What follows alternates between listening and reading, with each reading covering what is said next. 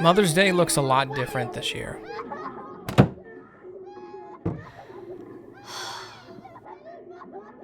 Mommy needs a quarantine. And our moms may be spending a lot of time with their kids right now. A lot. Like, so much time.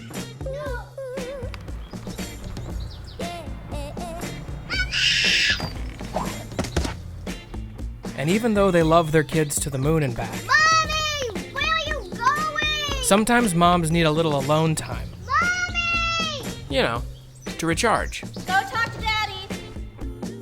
Mommy! Where are you?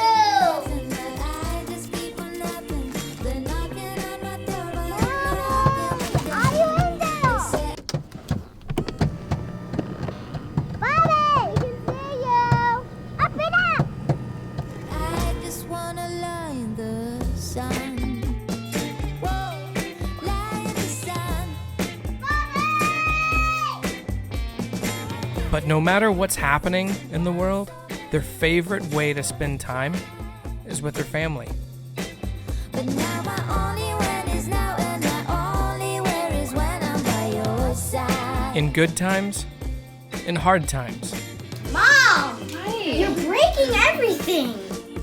in uncertain times. Thank you, Mom, for making time for us every single day.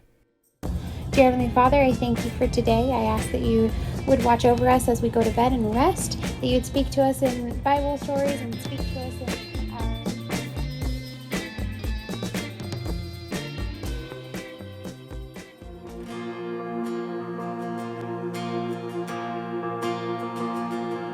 I raise a hallelujah in the presence of my enemy. I raise a hallelujah louder than the unbelief. I raise a hallelujah. My weapon is a melody. I raise a hallelujah.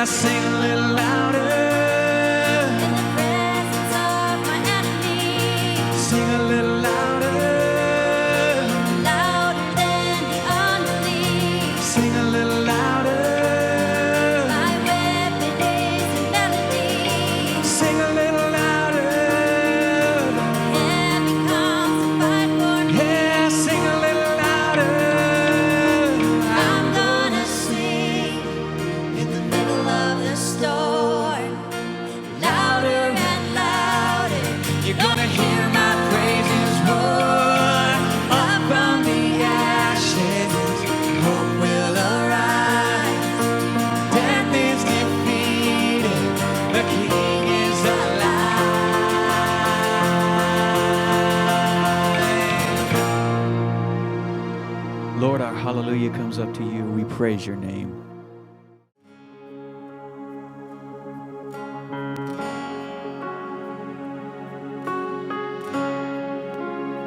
How great the chasm. How great the chasm that lay between us. How high the mountain I could not climb.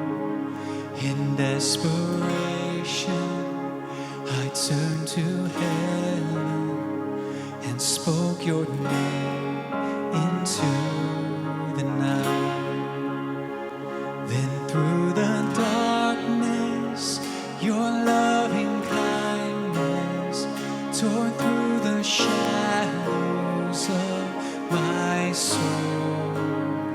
The work is finished, the end is written. Jesus Christ, my living hope. Who could imagine so great a mercy? What heart could fathom such boundless grace? The God of ages stepped down from glory to wear my sin and bear my shame. The cross has spoken, I am forgiven. The King of Kings calls me his own. Beautiful Savior, I'm yours forever. Jesus Christ, my living hope. Hallelujah, praise the one who set me free. Hallelujah, death has lost its grip on me. You have broken every chain. There's salvation in your name, Jesus Christ, my living hope. Hallelujah, praise the one who set me free. Hallelujah, death has lost its grip on me. You have broken every chain. There's salvation in your name, Jesus Christ, my living hope.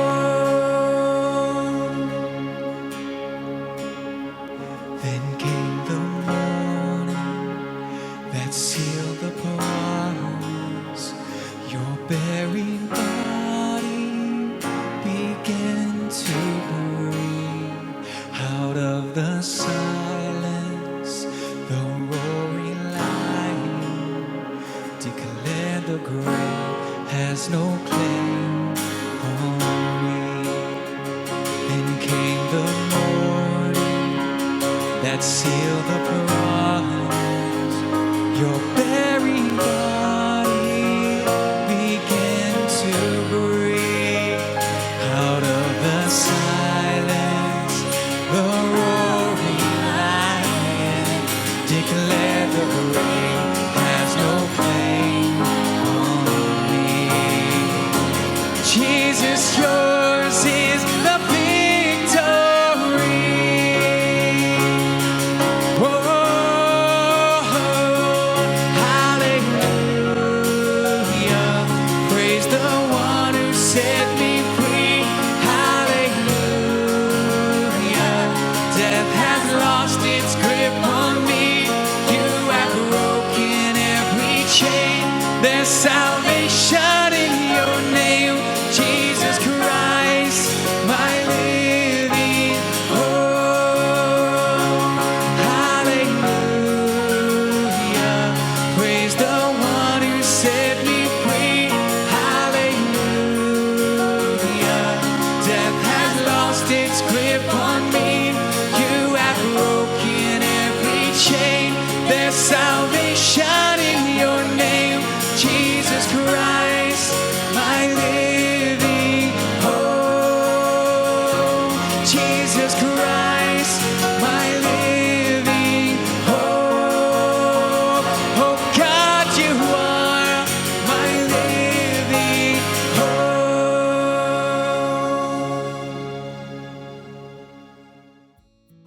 I'm Jesse, lead pastor for Two Rivers Bible Church. So glad you could join us here this morning during this Mother's Day weekend. Happy Mother's Day for those of you who are mothers. As you prepare your hearts for offering this morning, I want to share two announcements. The first one is this.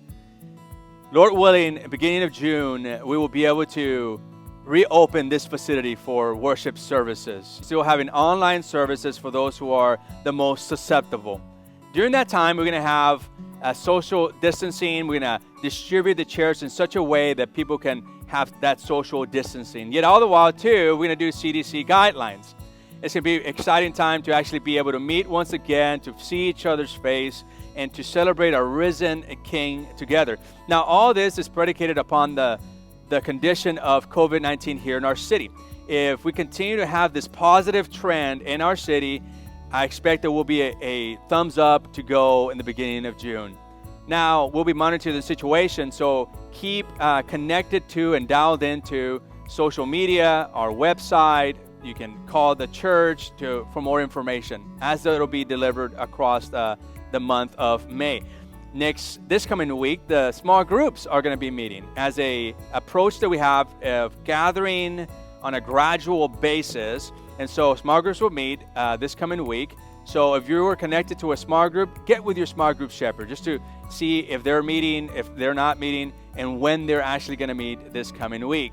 They will also be applying social distancing guidelines and CDC suggestions as well. Looking forward to being part of that with you guys. Now, the other announcement is this, and that is what's after GTX, or a different way of saying it is what's after this life. It finally is here. We've been promoting it for so long, and we're finally going to be able to do the series, which will be started next week. Online services at 9 and at 10:45, we're going to get started. It's going to be a great series. And the essence of that series is taking the 6 common threads that near-death experience people have and look at them through the filter of Scripture. In other words, people that have died and been resuscitated, they see stuff. They see stuff that you and I may not have seen before, and they have experiences. But there's 6 things that it seems like they're common between them, between the people that have experienced that. Well, we're going to take each one of them for the next 6 weeks and explore each and every one of them in light of Scripture. What does Scripture have to say about each of those experiences? It's going to be a journey that's going to be phenomenal for us to go through. Some of you have been asking, what about the little booklet that correlates with this series? The What's After Life by John Burke, little booklet, condensed booklet. You can come and pick this up from 10 to 2, Wednesday and Thursday here at the facility. We'll have a table outside. You can just go ahead and grab it and take it. It's a great condensed book. You'll be able to finish it in an hour or 2 hours. It's a great resource book for what we're going to be talking about. It's free. Just take it. Some of you want to read a little bit more, and this little booklet is based off of the Imagine Heaven by John Burke. He did all the research, the study, interviewed thousands of near-death experience people. All that is contained in here. Also a lot of scriptural references. Go ahead and go to Amazon, get this for yourself. It is worth the read. Some of you are thinking, well, how else can I contribute? Well, share with your friends. Tell your friends about it. Make sure you invite them to see the series with us. And in addition, if you want to take a yard sign, you can. You can go ahead and grab these yard signs also Wednesday and Thursday from 10 to 2. First come, first serve, right? You see it, grab it, and put it in your yard. That's a great way to promote it to your neighbors. Now, I'm going to show you a little teaser clip for what's to come with the What's After GTX. In 1997, my wife and I met in a drug rehab. I tell people I was bad and she was bad, and together we became worse. When we got out of rehab, we went back to our mess. And as we went back, I have an overdose. The ambulance comes, they pick me up, and all I remember is that they're loading me up into the back of the ambulance. And I hear this voice that says, just give up. You don't have anything to live for, just die. And as I give up, all of a sudden, I find myself that I'm no longer high. And I start racing down this black tunnel, an endless free falling. It felt like being cast out into outer space. That's when I realized I died. And so as I'm going down, the next thing that comes to my head is, oh my God, I died and I'm going to hell. I'm making all these justifications why I don't deserve hell.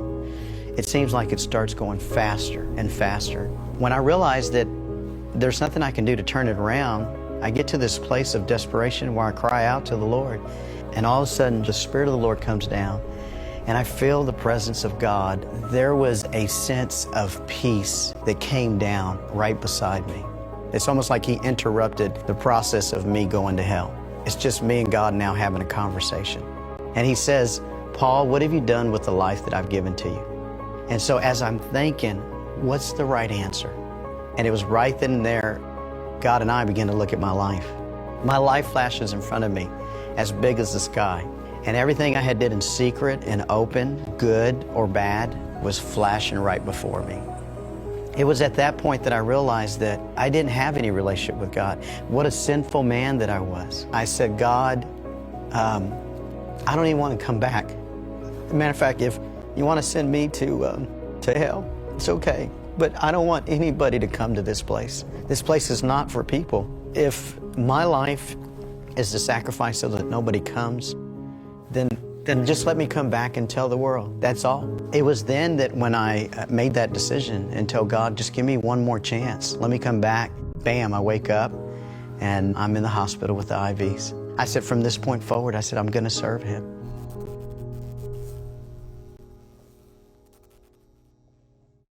Wow, what a powerful testimony. And there's many of those that are coming up in the next 6 weeks just that will blow your mind and what people have experienced when they've gone from life to death and then back to life again.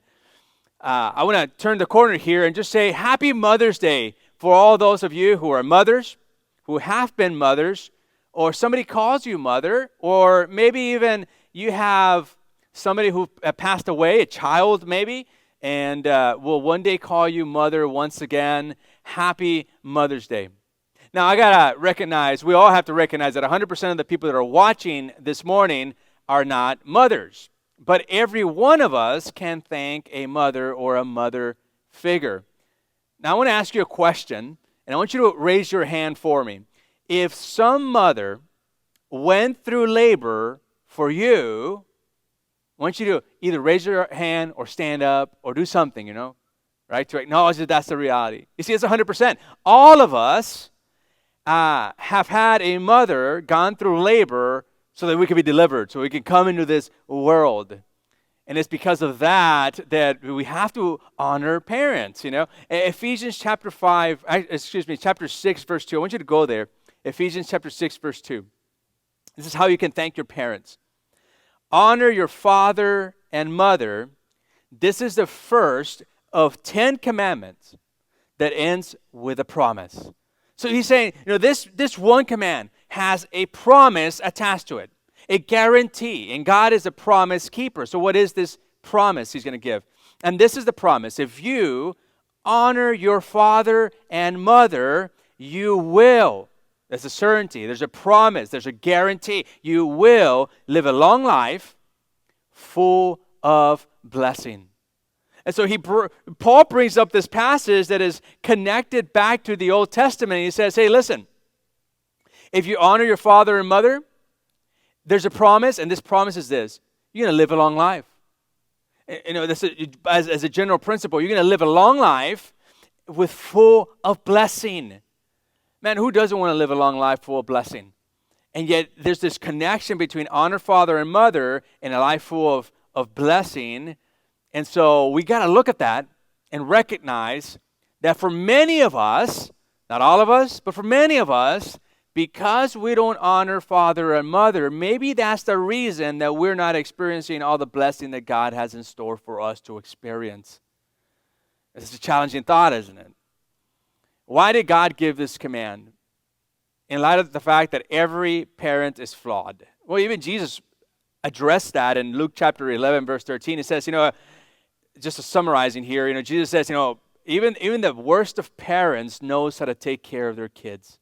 And sure, there's some exceptions to that. Some parents set out to torture their kids. But for the most part, parents don't wake up in the morning thinking, man, I wonder how I can make my kid's life miserable. And we just don't. We don't do that. Most parents don't do that. And Jesus recognizes that. And so there's no excuse to honor the parents. The second thing is this, and why maybe it's a command, is because you wouldn't be alive without them.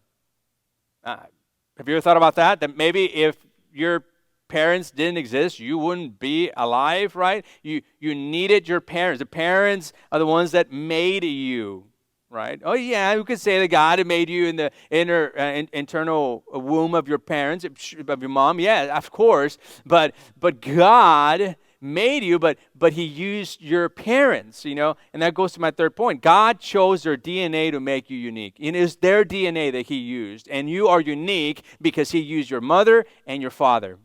That's why you are unique and you're one of a kind. In Psalm 139, verse 13 and 16, it says, God knit me together in my mother's womb and recorded every day of my life before I was born. In other words, you were in God's mind before you were born. He had already chosen you to be born when you were born to the parents that you were born to. And for some of you, you're thinking, man, but my parents aren't that good, right? They're not the best of parents. And in that case, you just got to think about it this way. They were a tool that God used to create you. And not only that, they may not have planned you, but God did plan you. God had a plan for you, and he planned to create you. God's more interested in having created you than he's interested in the parenting skills that were used on you. But this morning I want to talk about how do we honor our parents? How do we begin that process? And I want to take it into three different parts. I want to address first children, and then young adults, and then adults, because I think depending on what stage in life you are in will depend how you honor your father and mother. And this to me, let me talk to children first. So their children, as you're gathered there with your parents, I just want to speak to you right now. Child, honor your parents. Honor your parents. How do you do that? By obeying them. That's how you do that. It's just by doing what you've been asked. It's following instructions and minding directions willingly, cheerfully, and even immediately. That's a way that you can honor your parents. Kids without chores rarely succeed in life. The research shows that. So your parents, when they give you chores, what they're not thinking is, oh man, I really want to make it really hard on my kids, and I'm going to do it by chores. No. For the most part, I think the parents are thinking, I want my child to succeed. And if I want my child to succeed in life, chores is a way to help them adapt responsibilities that would help them succeed when they enter the real world. So children. This is what I'm saying. Chores aren't bad. Chores are good. They're good for you, even when it doesn't feel so good. And if you can't obey your parents today, children, you won't be able to obey God tomorrow. Why do I say that? It's because if you can't obey a parent in which you can see and touch and feel, what would make you think, like a child, children, what would make you think that you could obey a God that you can't see when he guides you in the future in your life, or as he guides you even today? And so that's an encouragement to parents as well. Like it's a necessity. It's important for you to guide your kids to obedience because it helps them one day be able to obey God when God whispers into their life. In Ephesians chapter 6, verse 1, it says, children, obey your parents. This is the right thing to do because God has placed them in authority over you. Right about now, most parents are thinking, yeah, preach it, Pastor Jesse, preach it. I know, but I'll get to you in a little bit for those of you who are adults. One of the most important life skills is to how to respond to authority. Recognizing that there's a difference between position and personality, that even though you may not like the personality of your parents or people in authority, that there's still the position that they have. And still that position of authority needs to be honored. And so kids, you honor that position of authority that your parents have been given by God. And kids who grow up saying, no one tells me what to do. No one tells me what to do. Won't be able to keep a job in the future. Won't be able to keep a job in the future. It's imperative that the attitude of a child is one of sincere obedience towards their parents and not rebelliousness towards parents. God has ordained three spheres of authority: the home, the parents, right? The church leaders, the elders or the deacons, and also governing authorities. And so those are three areas that when we obey and follow their leadership, we have peace. We have peace at home, we have peace at church, and we have peace with our government as well. Now let me talk to a young adult. So you're a student, maybe a teenager, maybe a freshman or sophomore in college. You're in college right now. This is my word to you. Young adult, honor your parents. How do you do that? By respecting them, by respecting them. In Leviticus chapter 19, verse 3, it says this: each of you must respect his mother and father. So it's this command to respect mother and father. In Hebrews 12, verse 9, in the Message Bible, it says, we respect our own parents for training and not spoiling us. Isn't that interesting? That we respect them not because they spoiled us, but because they trained us. And respect doesn't mean you don't see their weaknesses. As a matter of fact, you don't have to have perfect parents to be able to respect them. You see, as you get older, teenagers and young adults, when you get older, students, when you get older, you start seeing your parents' flaws. They become more and more obvious to you. But just because you see their flaws bigger than you ever seen them before, it does not mean that you don't respect your parents. You still respect, and respect includes accepting your parents. And you may be thinking, I didn't have a choice, Jesse. These parents were given to me by God. Well, guess what? Neither did they have a choice when God gave you to them. So you got to respect them, Respect also includes forgiveness. And this is why forgiving is important. It's because you will need it one day. Students, one day you're going to need forgiveness from your own children. Young adults, one day you're going to need forgiveness when you marry and have children from your own children. Here's another way you can respect them, young adults, is by listening to them, In Proverbs chapter 13, verse 1, in the Message Bible, it says, intelligent children, who wouldn't want to be intelligent? Intelligent children listen to their parents. Foolish children do their own thing. As an adult, for those of you who are now young adults, you aren't bound to follow their advice, but you are bound to listen respectfully.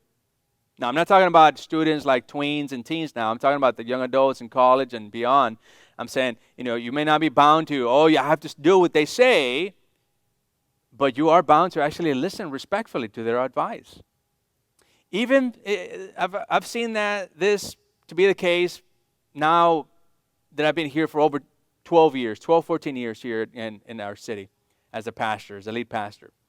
I've seen parents that don't have their act together. They don't have it together. You look at them, their life story, you're like, man, they don't have it together. Oftentimes, just because a person is disastrous at home doesn't mean they can't offer a good grip of what's best for their kids. You might be thinking, why is that? Well, it's because they have experience. Now, that's not always the case. Some people, they don't have their life together, but their advice is just no good at all. But I've seen that the opposite is what's true, is that although parents may not have their life together, they don't want their kids to follow in the same trend. So they give some really, really good advice. So you got to listen to that advice. In Proverbs 23:22, it says, listen to your father's advice and don't despise your mother's experience. I want you to write this down somewhere there where you're at, if you have a pen and paper, and write this down. God gave me my parents for a purpose. God gave me my parents for a purpose. Now, this is what I want you to do. I want you to look to your next door person, right? Whether it's your child or whether it's your parents or your spouse. And I want you to tell him or her, God gave me my parents for a purpose. That's right. Now, let's try it again. With a little bit more oomph behind it. God gave me my parents for a purpose.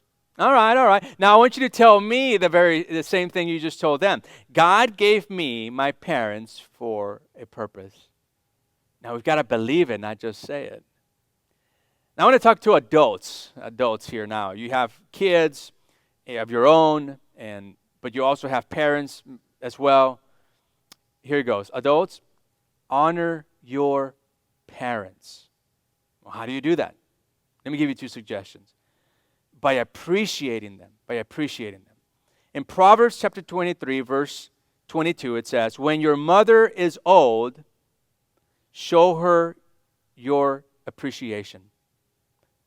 Show appreciation. They've lived life already. They lived so many experiences and a life worth living, and we show them appreciation because they've lived life, they've endured us. And what should you appreciate? Here's 2 things you can appreciate. Appreciate their effort. I mean, that's the first thing. I mean, if we're honest with one another, I know for me, I realize that parenting is difficult, it's time-consuming, it's demanding, and if I'm honest to myself, I wasn't a really good kid. I mean, I was a good kid, but man, I was always curious. I was always getting into trouble. Not outside the house, but I was getting into some type of trouble with my parents, and I was a handful. And now I realize that, and I thank my parents for them enduring me when I was a handful. When was the last time you thanked your parents for putting up with you? I mean, who else would have if not your parents, right? It's another way you can appreciate their sacrifice. Parenting is expensive. It's very, very expensive. The average parent, apparently, from what the research shows, spends $250,000 over the span of 0 to 18. Now, I don't think that relates to here our city, but for the most part, in the bigger cities, that is the case, and that's a lot of money. I have 4 kids. That's $1 million. What could I have done with $1 million? Where could I have gone? What kind of experiences could I have put into my bucket list? And we got to appreciate the sacrifices that our parents have made. In some cases, our parents sacrificed a career. They sacrificed a dream. They sacrificed where they would live for the sake of their kids. See, they sacrificed, and because of that, we appreciate their sacrifices. We let that be known to them, that the sacrifices they had, whether it was opportunities they had or financial sacrifices that they did because of us, whether it was just paying through college or that was paying through our, when we were growing up, dentists or whatever it may be, the clothing and all that, there were sacrifices. And we in return now as adults come back to our parents and we say, thank you for doing that. Thank you for sacrificing a lot. In Proverbs 23:25, it says, give your parents joy. May she who gave you birth be happy. Man, may my mom be happy. May she have joy. See, your parents have a great need to know that they made a difference in your life, that they made an impact. They need affirmation as well. You affirm your parents by just staying in touch when you're an adult. It's by picking up that phone, sending that text, which I'm the worst at, by the way. I'm not an exemplary model of this, but it's contacting your parents and just giving them the details of the day or the details of the week or the details of the month and be able to connect with them at that kind of place, right? Because they feel like they're still in your life. It's by providing for them in some cases. You see, as your parents age, your role it changes too, right? You start taking care of them. And many of you have already moved into this stage because people are living longer. And so we're seeing this intergenerational experience that we're having now where you may have children who are adults, you're an adult, and you have your parents as well. And what about older women that don't have somebody to take care of them? 1 Timothy chapter 5, verse 24, Paul just puts it very plainly. He says, in your church, treat the older women as you would your own mother, and treat the younger women as your own sister. The church should care for any widow who has no one else to care for her. But if she has children or grandchildren, their first responsibility is to show godliness at home and repay their parents by taking care of them. This is something that pleases God, and yet this is something that we don't see in our culture that often because our culture is very kind of broken apart. It's not very connected in terms of family. Even on the cross, while Jesus was dying for the world, Jesus didn't forget to provide for his aged mother. He didn't. As a matter of fact, he saw his best friend John as he was hanging on the cross, and he asked John to take care of his mother. That's the example that we have, folks. It's the example of Jesus. He whom we follow.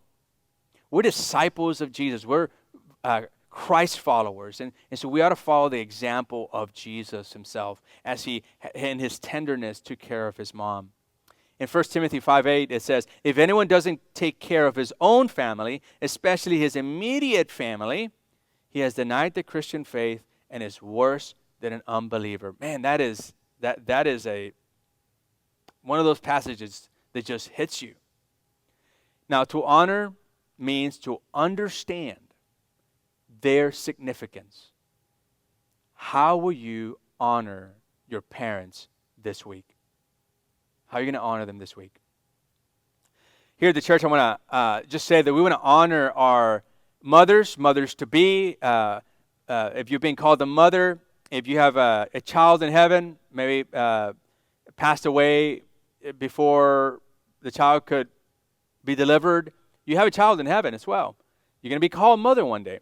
If you're in one of those categories, maybe you're an adopted mother, we want you to come over here to the facility. At noon, from noon till 1, we're going to have our elders being outside giving carnations to our mothers, to our Basine moms. So go ahead and drive over here at noon. We're going to be out here. We're going to have our gloves so that we can be safe. And maybe we'll put our masks as well so you can feel comforted as well. And so we're going to have elders giving out a carnation, giving a blessing to you. And so we'll have a car come in, we'll give a carnation, pray real quick, and next car, and we'll just do it that way, right? And we'll have some cones and stuff like that to kind of mark the traffic and how people come in. And I assume it's going to take a couple of seconds of just giving a carnation, blessing you for being a mom, and sending you on your way to enjoy the rest of the day. So don't forget, today at noon until 1, we'll be out here. Come see us. I love to see your face. I love to see you guys and just celebrate with you this beautiful day. You guys have a blessed day, and happy Mother's Day again. For the moms who raised us up, gave us hope, and made us strong. For the young moms who became moms sooner than expected and gave it all they had. For the single moms who had to figure out how to do this on their own. For those who never got called mom, but who cared for us all like a mom would. For the hurting moms who've loved and lost but never given up. For the praying moms who don't always know what to do, but always know who to talk to. For the working moms, stay-home moms, the cooking moms, and the takeout moms. For taking care of us when you barely had enough time to take care of yourself. For teaching us how to walk and how to make a difference. For the late night snuggles and the early morning pancakes. For sitting with us after our first breakup. For lifting us up when others put us down. For the rides, the meals, the laundry, and the birthday parties. For the years, tears, laughter, and love. It's not enough, but we want to say thank you. Thank you for doing for us what we could never do for ourselves. We love you. We honor you. We remember you. We thank you.